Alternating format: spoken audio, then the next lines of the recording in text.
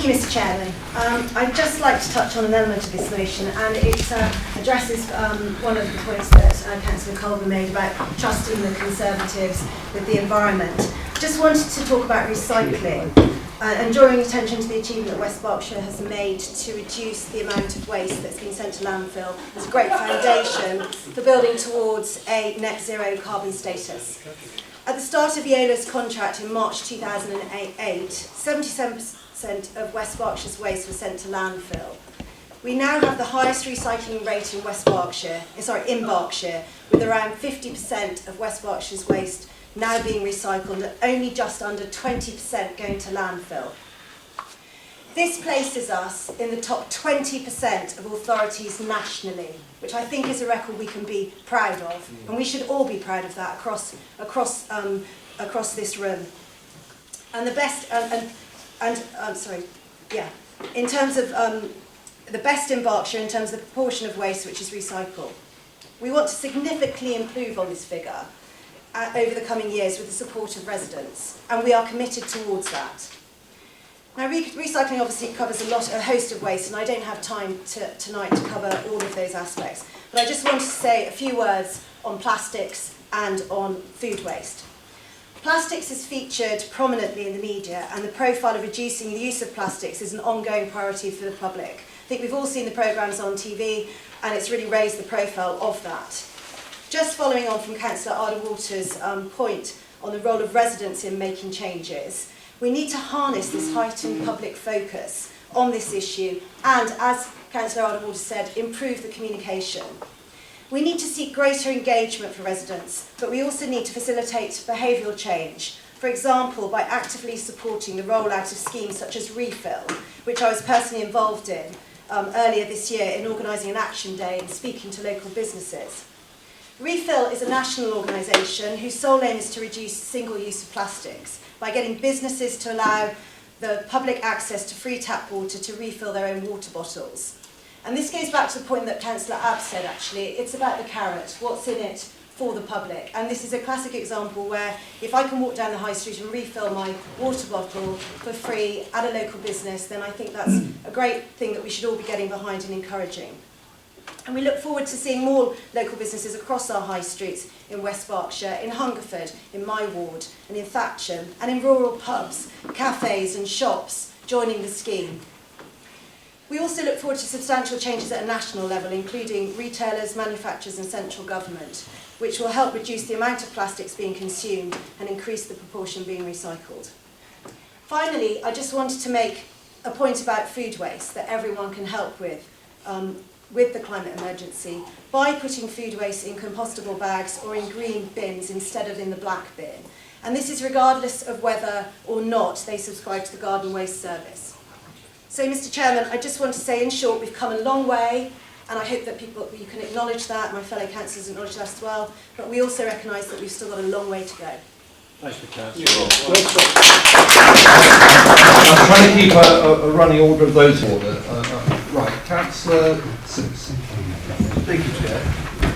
Members and public, the Council's made good progress with its car club, the installation of the charging points and the procurement of green energy. Newbury car club usage has risen sharply since last summer, and the year-on-year growth has been 300% now. The Council will add to the fleet in the future, and with electric cars in more locations. The installation of street charging points will be completed next week at a cost of £72,000 for the first tranche. 21 are now installed in Newbury, in East and West Hills and West Mills. Hungerford has taken 13, and that will be completed next week. The selected roads are residential and lacking off-street parking to meet the government funding criteria. The Council wishes to be in the forefront of this technology, as our future is totally reliant on electric vehicles and green energy. It's keen to be seen as an exemplar and encourage modal shift with members of the public. Currently, the Council now happily buys 100% of its electricity from green sources, and it will strive to maintain this stance. In a recent quarterly technology review, The Economist newspaper stated that making houses in high-rise buildings will have to be made with wood. It's essential to achieve our national carbon goals. I was astonished. Construction and house building consumes 14% of our electricity in the production of steel, mortar, tiles and bricks.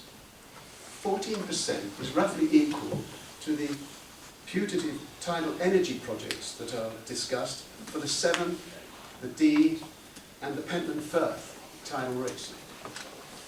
As well as extra sources of green energy, in my humble submission to you all is we need to divert and extract some energy consumption from such activities as this construction. This is a very complex problem and it involves the entire construction and house building industry, local authorities, government, architects, universities, and above all, the customers for their tastes in office design and house building. But I still believe that a chunk can be extracted. Substitution of bricks, mortars, tile and steel with wood and wood composite components and claddings will yield great benefits in energy consumption. I'm the one who believes that we should be eliminating tiles from the roof and substituting alternative cladding, preferably solar sensitive. There needs to be much more prefabrication in factories of modules for office construction and housing. And this will yield on-site trades who will increasingly be directed towards final connections of pipes and cables and sewage, the commissioning thereof, and quality control.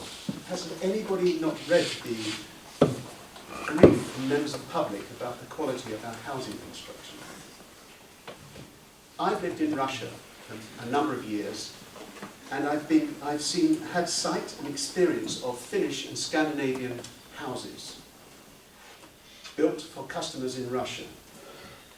Perhaps they could be a useful source of competition. They've built an enormously successful export market to Russia.